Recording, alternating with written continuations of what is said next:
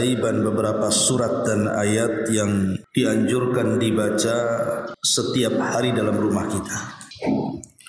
Apa saja surat-surat dan ayat-ayat yang dianjurkan dibaca setiap hari di rumah kita dan memiliki pengaruh yang luar biasa, memiliki pengaruh yang luar biasa dalam kehidupan kita sehari-hari. Ma'asyiral muslimat yang dimuliakan Allah Subhanahu wa taala. Secara umum, orang yang membaca Al-Qur'an memiliki banyak keutamaan.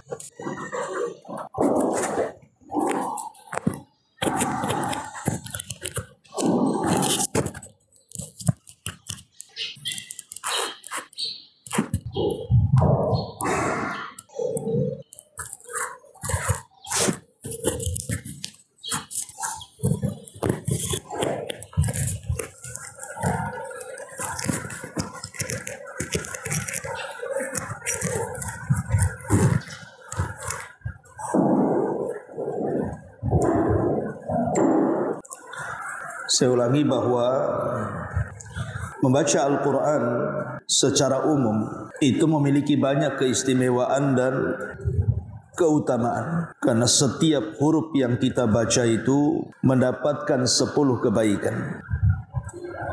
Tetapi ada surat-surat dan ayat-ayat tertentu di dalam Al-Quran yang kalau kita khususkan dan kita fokuskan membaca setiap hari, maka selain kita akan mendulang banyak keutamaan, maka di dalamnya ada rahasia manfaat dalam kehidupan. Apa saja surat dan ayat tersebut? Yang pertama, sering membaca surah Al-Baqarah. Jadi ibu kalau membiasakan membaca surat Al-Baqarah, maksudnya secara penuh, maka banyak keistimewaan yang akan didapat. Nabi SAW bersabda, Inna syaitan yanfiru minal baiti alladhi tuqra'u fihi suratul baqarati. Rawahu Muslim. Sesungguhnya syaitan itu akan lari dari rumah yang dibacakan padanya surah Al-Baqarah. Lihat bagaimana Nabi SAW menjanjikan kepada kita yang membaca surah Al-Baqarah di rumah, maka akan membuat setan-setan lari. Ketika setan-setan lari secara otomatis, maka para malaikat akan memenuhi rumah kita. Karena dalam hadis yang lain, di mana Nabi SAW mengatakan, Iqra'u al-Baqarata, bacalah oleh kalian surah Al-Baqarah, fa inna akhdaha barakatun, karena siapapun yang mengambilnya maka dia akan dipenuhi dengan berkah. Wa tarkaha hasratun, dan siapa yang meninggalkannya akan dipenuhi dengan penyesalan. Wala tastati'u hal batalatu as-saharatu, maka siapapun yang membaca surah Al-Baqarah, maka siapapun makhluk-makhluk yang kuat dari kalangan syaitan yang jahat yang dikirim tukang-tukang sihir, maka itu tidak akan sanggup untuk menimpanya. Hadis ini dikeluarkan Imam Muslim.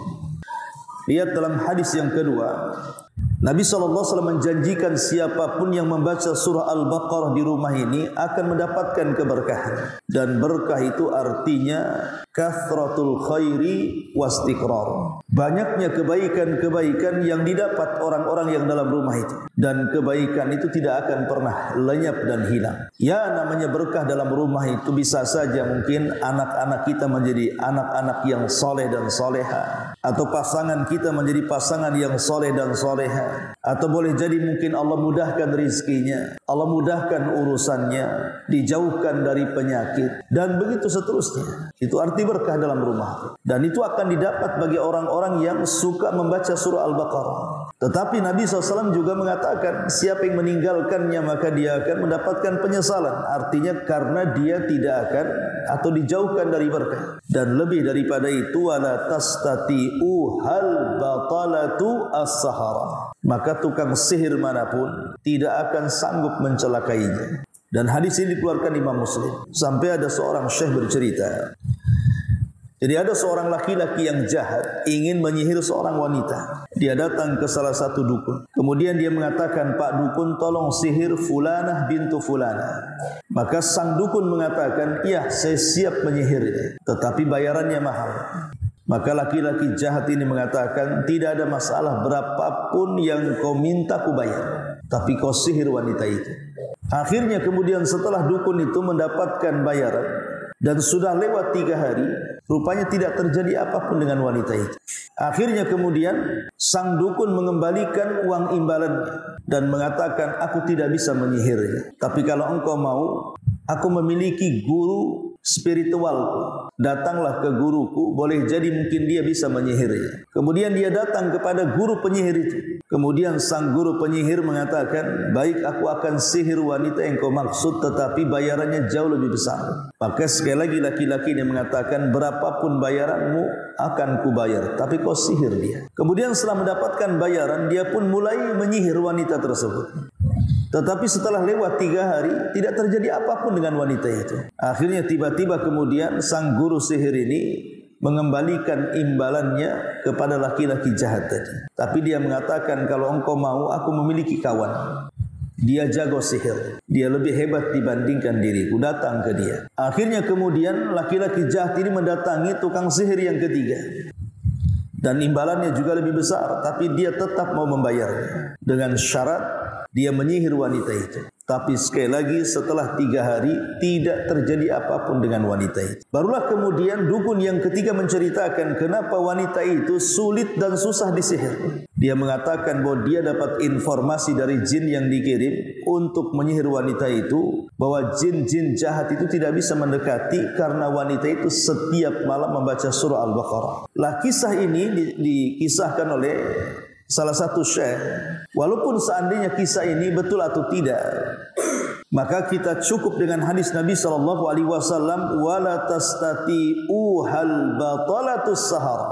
Maka tukang sihir manapun yang kuat tidak akan sanggup menyentuh orang-orang yang membaca surah Al-Baqarah. Lihat bagaimana keutamaan orang yang membaca surah Al-Baqarah. Bahkan hadis yang dihasankan oleh Syekh Albani rahimahullah ta'ala mengatakan, "Inna likulli syai'in sanaman, wa inna sanamal Qur'ani suratul Baqarati. Man qara'aha fi baitihi laylan, lam yadkhuli syaitan baitahu thalatha layali." Segala sesuatu itu ada puncaknya, kata Nabi. Dan puncak Al-Quran itu adalah surah Al-Baqarah. Maka barang siapa yang membaca surah Al-Baqarah di rumahnya 1 malam saja, maka setan tidak akan masuk ke rumahnya selama 3 malam. Jadi kalau malam ini kita baca Al-Baqarah, maka 3 malam berikutnya setan tidak akan datang ke rumah. Dari sini dianjurkan setiap 3 malam sekali membaca Al-Baqarah, karena setan akan lari setelah kita membaca Al-Baqarah berapa malam? 3 malam. Dan setelah 3 malam mafhumnya setan akan datang, kan itu. Maka rajin-rajinlah membaca surah Al-Baqarah karena pengaruhnya dapat menjauhkan kita dari gangguan-gangguan setan, mendatangkan berkah dan juga kebaikan dalam hidup. Ini yang pertama. Yang kedua, surah yang harus kita ataupun yang senantiasa kita dawamkan dan memiliki keutamaan yang luar biasa adalah membaca 3 qul. Membaca 3 qul. Maksud 3 qul di sini adalah qul huwallahu ahad, Allahus samad, kemudian qul a'udzu birabbil falaq dan qul a'udzu birabbin nas. Ini sangat dianjurkan. Dawamkan 3 surat ini, bacalah di rumah kita dan seringkan membaca. Karena begini ya Bu ya, yang namanya manusia itu pasti terancam dengan bahaya. Saya, ibu atau siapapun setiap hari itu terancam dengan bahaya. Dan bahaya yang mengancam kita ini adalah setiap keburukan dari luar. Contoh saja, Allah Subhanahu wa taala menciptakan makhluk kecil yang disebut dengan bakteri. Terkadang bakteri ini bisa masuk ke dalam badan kita kapan saja. Akhirnya kemudian menimbulkan penyakit. Entah akhirnya jadi batuk, jadi flu dan begitu seterusnya kan. Atau akhirnya mengurangi daya tahan tubuh. mengurangi imun, akhirnya kemudian menjadi lemas. Bahkan terkadang bakteri itu menjadi virus yang mematikan, seperti contohnya corona tahun-tahun kemarin kan. Bisa sampai meninggal orang. Lihat bagaimana makhluk Allah Subhanahu wa taala yang kecil, kadang tidak bisa dilihat mata. Tapi virus ataupun bakteri-bakteri ini bisa saja kemudian menghantui kita. Karena kita tidak tahu bakteri ini ada di mana. Dan itu salah satu makhluk dari makhluk-makhluk Allah. Dan salah satu dari tentara-tentara Allah Subhanahu wa ta'ala. Itu makhluk yang tidak bisa kita nampak gitu ya. Belum lagi kemudian makhluk-makhluk yang nampak di hadapan kita. Seperti orang-orang jahat.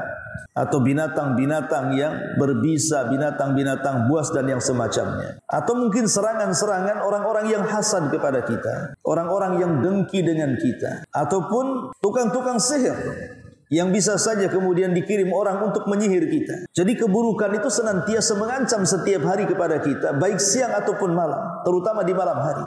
Keburukan di malam hari itu luar biasa. Karena kemaksiatan pun yang dilakukan anak Adam itu paling banyak dilakukan di malam hari. Dan kejahatan juga banyak dilakukan di malam hari. Bahkan bahaya yang akan menimpa kita juga banyak dilakukan di malam hari. Begitu juga siang hari. Seperti kecelakaan-kecelakaan itu kan terjadi di siang hari. Dan itu mengancam kita. Karena kita ini terkadang tidak bisa hidup di satu tempat dan menetap terus di situ. Pasti kita akan keluar ke jalan raya. Apalagi di zaman sekarang. Yang namanya kecelakaan itu tidak bisa diprediksi. Kadang kita sudah hati-hati berusaha tidak menabrak, kita pula ditabrak. Kadang kita sudah sehati-hatinya kita ini mengecek kendaraan, tapi qadarullah kemudian jatuh pula di tengah jalan. Nah, banyak peristiwa-peristiwa di siang hari banyak sekali. Artinya setiap kita ini dihadapkan dengan bahaya-bahaya, baik di siang atau di malam hari. Lah Nabi SAW menganjurkan kepada kita membaca 3 qul ini supaya kita terhindar dari mara bahaya. Karena kita lihat bahwa surah Al-Ikhlas atau Qul Huwallahu Ahad, Allahus Samad, di dalamnya inti dari kandungan tauhid, seolah-olah kita meminta dan bergantung kepada Allah semata. Allahus Samad, dialah zat yang semua makhluk bergantung kepada dia. Bergantung kepada apa? Ketika kita meminta kepada Allah Subhanahu wa taala, bergantung kepada keburukan yang tertera dalam 2 surat Muawwidzatain itu. Pertama qul a'udzu birabbil falaq dan yang kedua qul a'udzu birabbin nas. Kita menggantungkan diri kepada Allah Subhanahu wa taala bahwa hanya Allah lah yang bisa menghilangkan keburukan-keburukan itu. Adapun dalam suratul Falaq, Allah Subhanahu wa taala berfirman qul a'udzu birabbil falaq min syarri ma khalaq. Kita berlindung dari keburukan yang Allah ciptakan. Ya saya contohkan tadi seperti bakteri lah. Itu kan terkadang menjadi sebuah keburukan. Ketika menghinggapi badan kita, terkadang menimbulkan banyak penyakit, bahkan bisa mengancam kematian. Ini satu makhluk kecil kan itu. Min syarri ma khalaq. Wa min syarri ghasiqin idza waqab. Dan dari keburukan malam hari apabila menutup. Yang namanya malam hari kan tidak tahu mungkin rumah kita kena rampok. Rumah kita kena maling, kena copet dan yang semacamnya. Atau kita berjalan di malam hari tiba-tiba dirampok orang, ya, dijamret orang, kan kita tidak tahu. Namanya malam hari itu kejahatan apapun bisa terjadi. Atau tukang sihir yang mengirim sihir, atau orang yang hasad yang sedang mengirim preman dan begitu seterusnya kan begitu. Atau min syarrin naffatsati fil 'uqad. Dari buhul-buhul yang dikirim tukang-tukang sihir kepada kita, atau dari setan-setan yang mereka hendak menggoda kita, ataupun dari orang yang hasad apabila hasad kepada kita. Ini kan musuh-musuh berat kita dalam keseharian dan ini sangat membahayakan. Belum lagi musuh dari dalam ya. Musuh dari dalam itu maksudnya hawa nafsu yang Allah katakan dalam Qul a'udzu birabbin nas. Kita berlindung dari was-was yang ditimbulkan hawa nafsu dan itu musuh paling berat. Karena hawa nafsu inilah yang menjadikan kita jahat. Hawa nafsu inilah yang menjadikan kita ini berbuat kerusakan.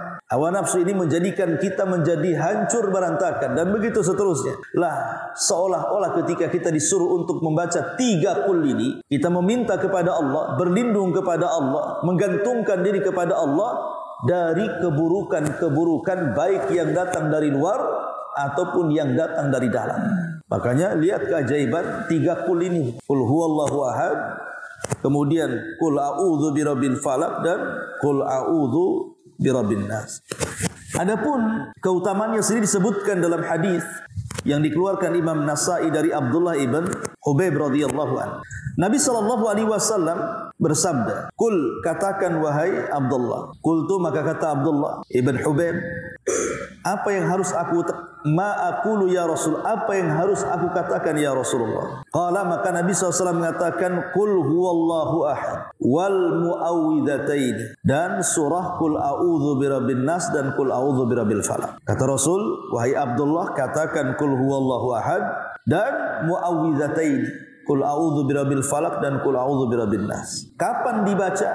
Hina tumsiya wa hina tusbiha, ketika engkau berada di petang dan ketika engkau berada di pagi hari, di petang hari dan di pagi hari. Berapa kali?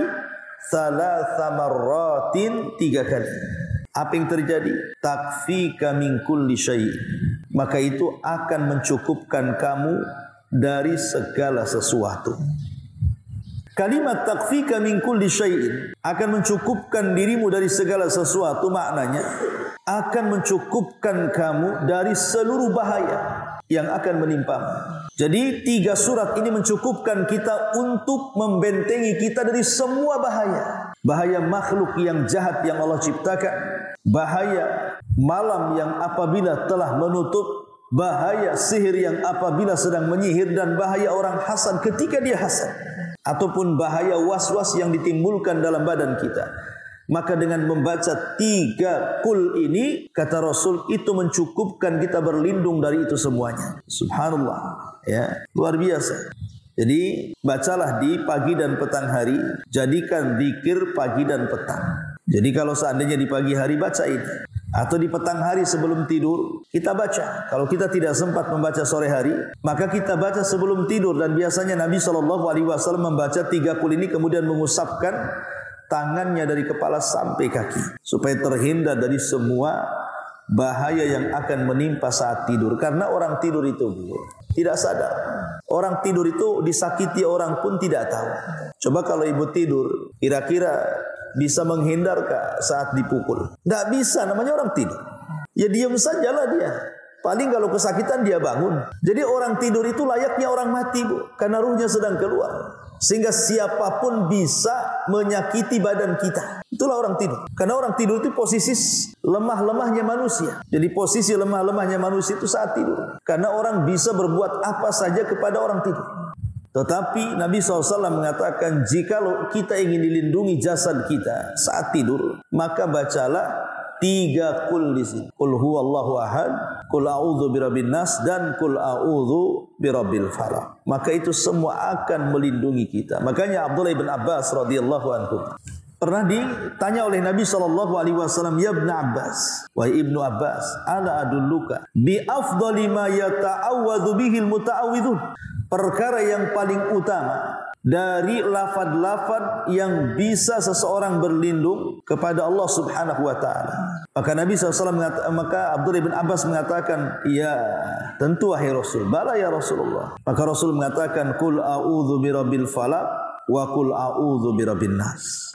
Katakan qul a'udzu birabbil falaq dan qul a'udzu birabbin nas. Inilah seafdal lafaz kita meminta perlindungan dari seluruh bahaya yang akan menimpa. Bahkan setelah turunnya Muawwidhataini, Rasul meninggalkan semua lafaz perlindungan dan beralih kepada 2 surat yang pendek ini. Subhanallah, ya. Inilah rahasia Quran. Lihat Quran itu, Bu, diawali dengan surat yang paling agung, surah Al-Fatihah, dan diakhiri dengan surat yang paling agung juga yang banyak manfaatnya, kan? Qul a'udzu birabbil falaq dan qul a'udzu birabbin nas. Itulah awal dan akhir Quran tuh. Ibu ambil mushaf, lihat awal Quran surah Al-Fatihah, akhir Quran Muawwidhataini, qul a'udzu birabbil falaq dan An-Nas.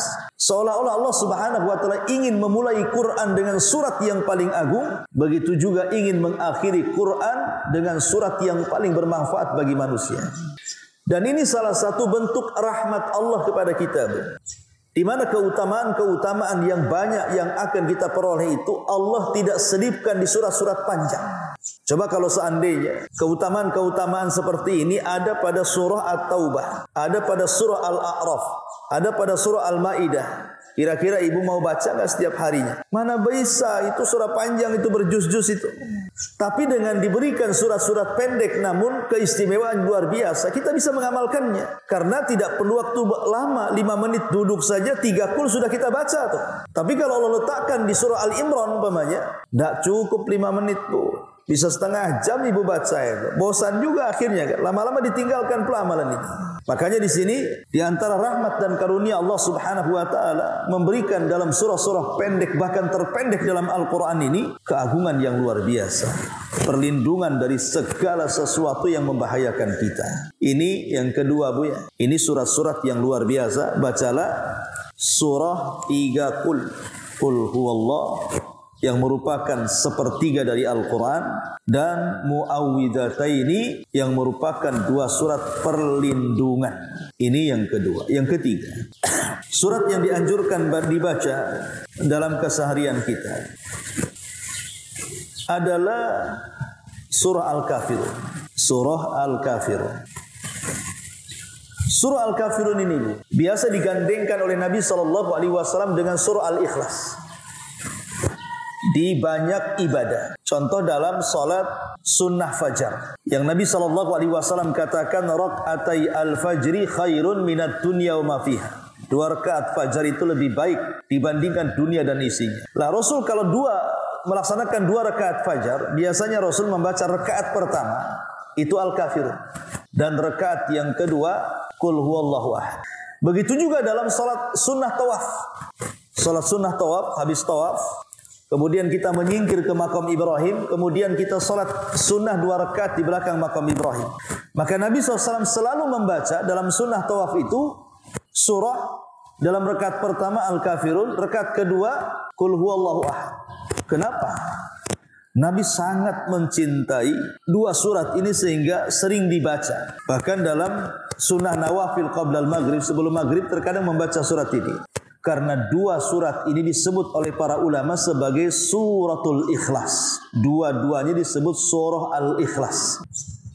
Kenapa disebut surah al-ikhlas keduanya? Karena kalau 2 surat ini digabungkan menjadi satu, maka melengkapi semua tauhid. Kita tahu bahwa dalam pembagian tauhid itu ada namanya tauhid rububiyah, ada namanya tauhid uluhiyah, ada namanya tauhid al-asma was sifat. Lah dalam surah Al-Ikhlas, Qul huwallahu ahad, maka terkandung 2 tauhid. Pertama tauhid rububiyah, yang kedua tauhid al-asma wa sifat. Tapi dalam surah Al-Kafirun, surah Al-Ikhlas yang kedua, maka terkandung tauhid al-uluhiyah. Makanya kalau digabung lengkaplah tauhid itu. Dari sini kita tahu bahwa kenapa Rasul mencintai 2 surat ini, karena gabungan dari 3 tauhid. Uluhiyah, rububiyah dan asma wa sifat. Itulah yang menjadikan Rasul suka dengan surah Al-Kafirun. Lah ada sebuah hadis keutamaan dalam surah Al-Kafirun itu. Nabi SAW mengatakan, "Idza awaita ila majjika faqra qul ya ayyuhal kafirun ila khatimatiha fa innaha bara'atun minasyirki."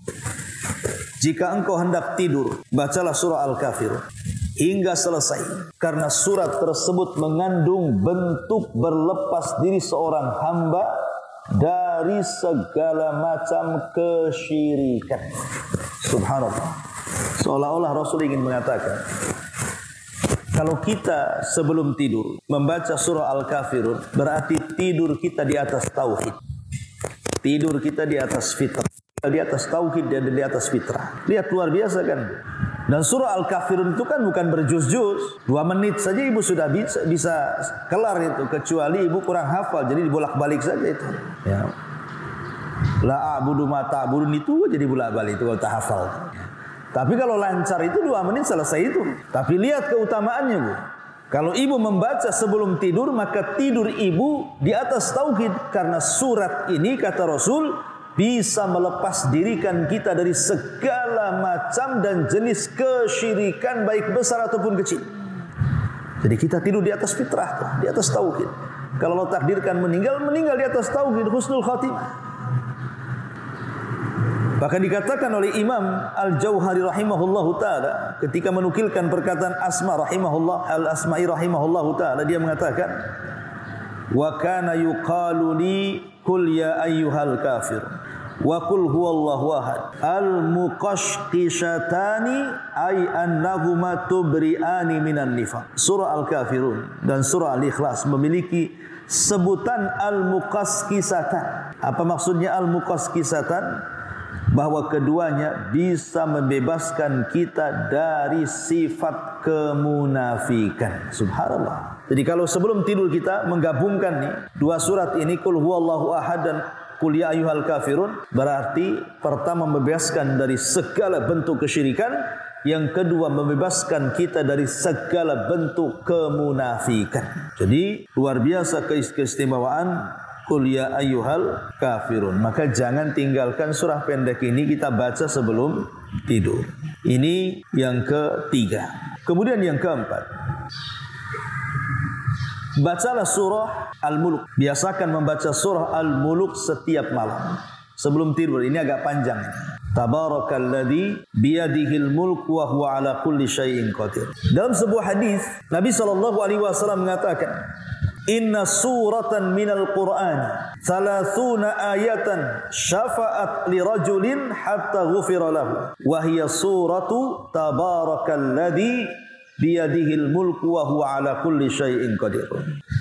Kata Nabi SAW, ada satu surat dalam Al-Quran yang terdiri dari 30 ayat dan dapat memberikan syafaat bagi yang membacanya sampai dia diampuni. Kemudian Rasul mengatakan, Tabarakalladzi biyadihil mulk. Imam Asy-Syaukani rahimahullahu ta'ala, beliau memberikan catatan, bukan hanya sekedar menjadi syafaat sampai diampuni dosa-dosanya, tetapi suratul mulku adalah suratul mani'atu hiyal munjiyatu tunjihi min adzabil qabri. Dia adalah surat yang bisa mencegah dari azab kubur. Jadi surah Al-Mulk ini kalau kita biasa baca, bahkan kita memahami makna-makna dan tafsirnya, maka ini bisa mencegah kita dari azab kubur. Sebagaimana Nabi SAW mengatakan, hiyal mani'atu hiyal munjiyatu tunjihi min adzabil qabri. Kata Rasul, dia adalah penghalang, dia adalah penyelamat, dan dia akan menyelamatkan dari siksa kubur.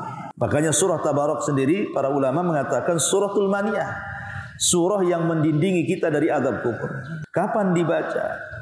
Nabi SAW membaca surah Al-Mulk ini biasa dibaca di malam hari sebelum tidur. Sebagaimana dikatakan oleh Syekh bin Baz rahimahullahu taala, fal afdalu an yaqra al-insanu suratal mulki qabla naumi kulla lailatin li fi'lihi alaihi salam walau qara'aha fi salatil isya aw fi salatil laili qabla naumi aw qabla dhalik fa innahu yujzi'uhu dhalik li umumil haditsil awal al-warid fi syafa'ati suratil mulki liman qara'aha. Jadi kata Syekh bin Baz rahimahullahu taala, yang paling afdal, hendaklah manusia membaca surah Al-Mulk itu sebelum tidur setiap malam. Dan kalau seandainya dia membaca suratul Mulk itu di salat Isya atau di salat malam, salat witir sebelum tidur, maka itu mencukupkan, tidak perlu lagi dibaca sebelum tidur. Karena umumnya hadis tentang keutamaan syafaat orang yang membaca suratul Mulk pada setiap malam. Jadi ini juga surat yang keempat Buya, yang biasa dibaca Nabi SAW dan memiliki keutamaan luar biasa. Bisa menjadi syafaat, bisa menjadi pengampun, bisa menjadi penghalang kita dari azab kubur dan fitnah kubur. Subhanallah. Surah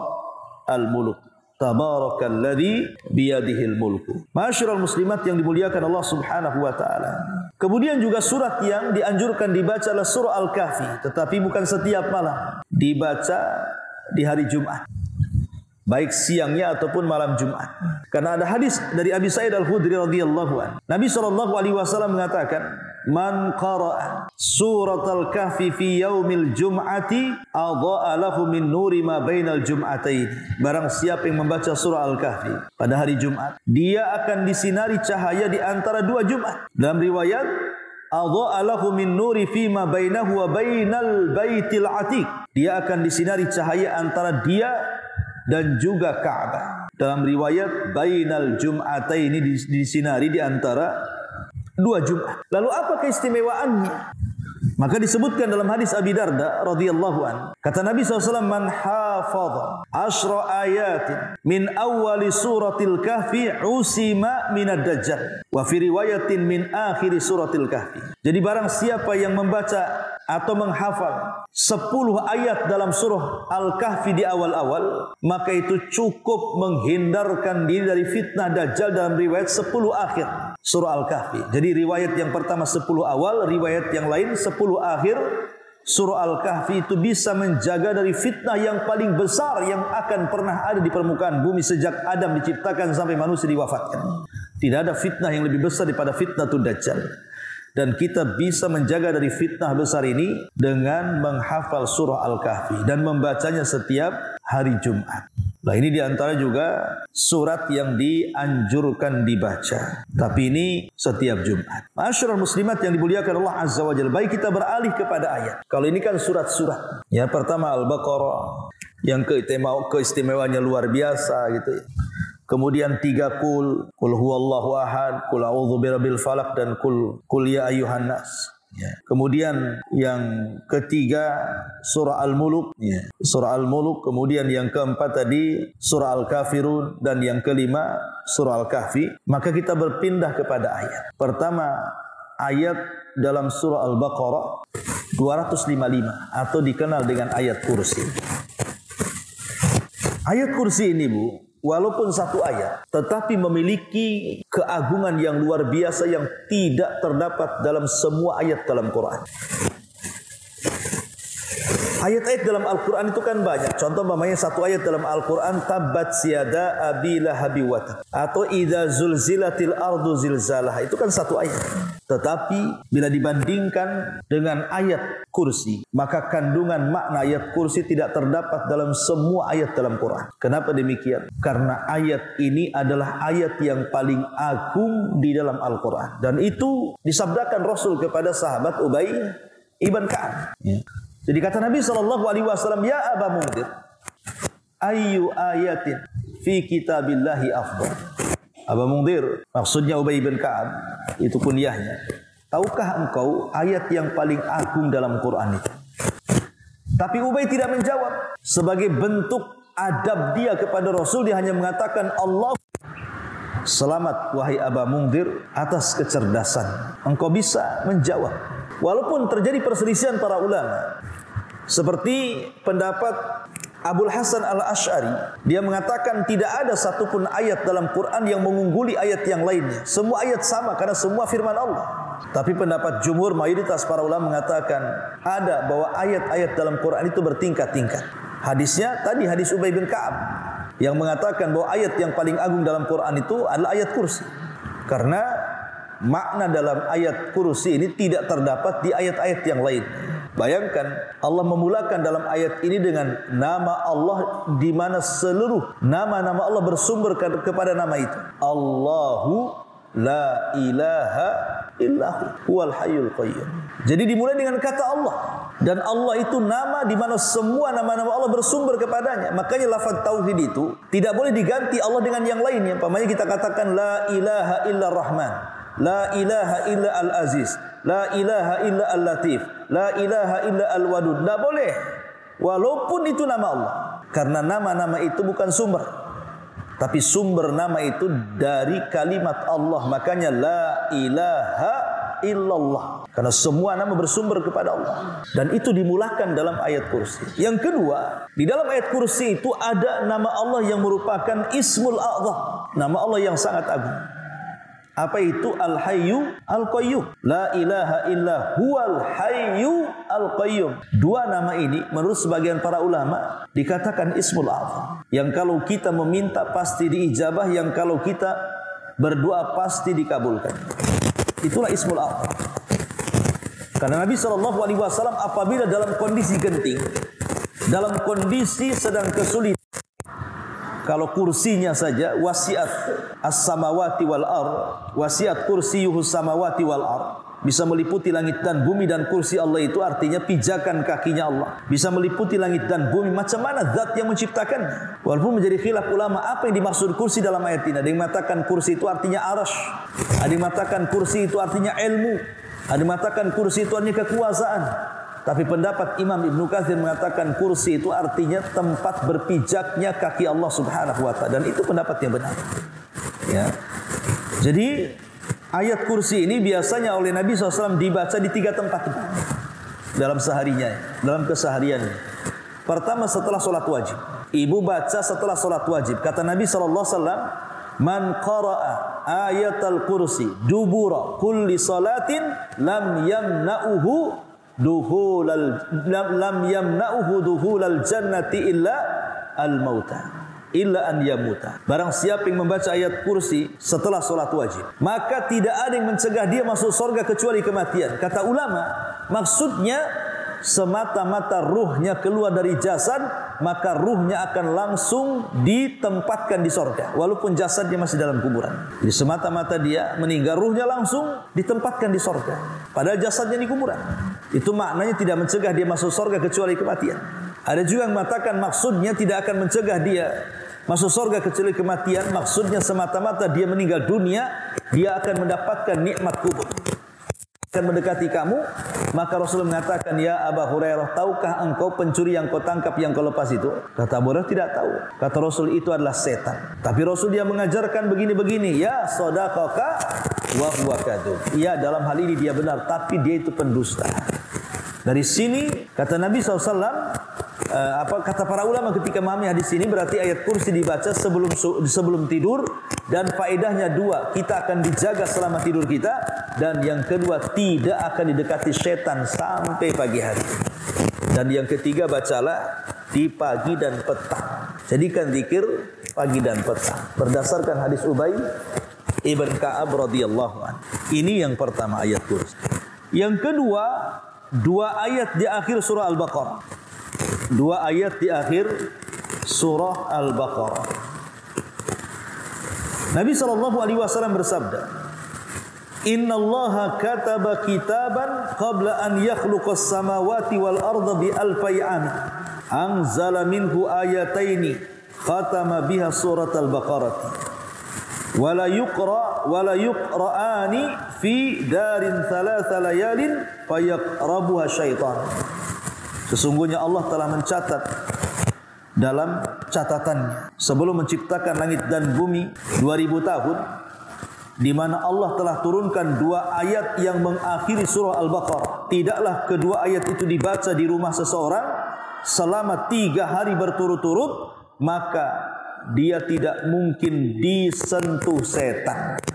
Jadi kalau ibu baca 2 ayat akhir Al-Baqarah, maka ibu tidak akan disentuh setan kalau dibaca 3 hari berturut-turut, ya. Dan dalam hadis yang lain Rasul mengatakan, ayatani min akhiri suratil Baqarati man qara'aha fi lailatin kafatah. 2 ayat akhir surah Al-Baqarah, siapa yang membacanya dalam 1 malam, maka mencukupkan dia dari bahaya sampai pagi hari. Tidak ada bahaya menyentuhnya.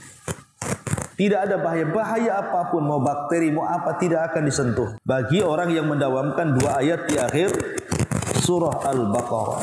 Makanya para ulama mengatakan maksudnya kafatahu. Apa maksudnya mencukupkan di sini? Ada yang mencukupkan dari qiyamul lail. Jadi dengan membaca 2 ayat akhir surah Al-Baqarah tidak perlu salat malam lagi, sudah tercukupi. Ini makna yang pertama. Makna yang kedua, tercukupi dari perlindungan, maka dia akan dilindungi dari al-afat. Afat itu artinya segala hal yang bisa menghancurkan kita. Penyakit, pencuri, perampok, sihir, dan yang semacamnya. Ataupun yang ketiga maksudnya asyaitan. Dilindungi dari setan sehingga tidur kita betul-betul di atas kesempurnaan. Kita tidak akan dimimpikan dengan mimpi-mimpi buruk dari setan, gitu ya. Dan kita akan didoakan para malaikat sehingga kita tertidur dalam kondisi fitrah. Inilah diantara 2 ayat dalam surah Al-Baqarah. Pertama ayat kursi 255, ya. Dan yang kedua 2 ayat di dalam surah Al-Baqarah yang mengakhiri, ya, semua surah Al-Baqarah dari kalimat amanar rasulu sampai selesai. Wallahu a'lam bishawab, ini yang bisa sampaikan.